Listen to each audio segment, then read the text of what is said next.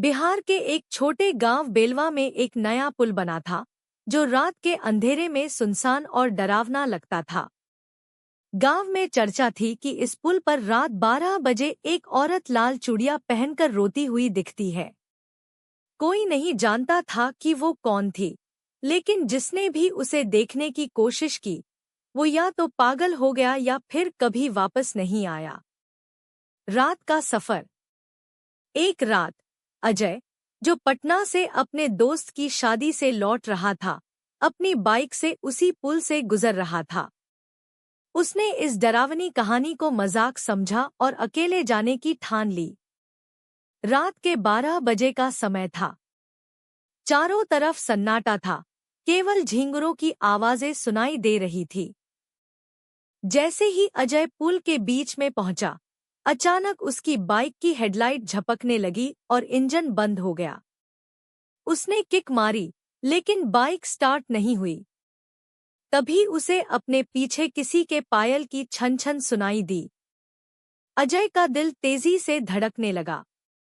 उसने धीमे धीमे मुड़कर देखा। एक औरत लाल साड़ी में, बिखरे बाल और हाथों में खनकती लाल चूड़ियां पहने खड़ी थी। उसके चेहरे पर हल्की हंसी थी, मगर आंखें काली गुफाओं जैसी खाली। भूतनी का खेल। अजय कांपते हुए बोला, कौन हो तुम? औरत ने धीमे से कहा, मुझे घर छोड़ दोगे? अजय ने बाइक स्टार्ट करने की कोशिश की, लेकिन इंजन ठप्पा। अचानक औरत की गर्दन एक भयानक आवाज के साथ घूम गई, पूरी 360 डिग्री।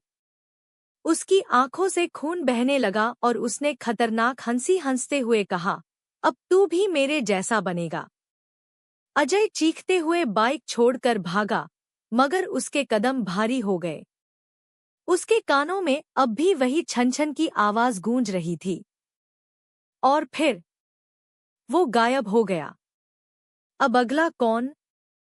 आज भी उस पुल से कोई रात में गुजरने की हिम्मत नहीं करता।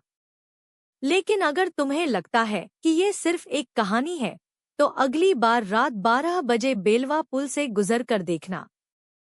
हो सकता है लाल चूड़ियों वाली औरत तुम्हारा भी इंतजार कर रही हो।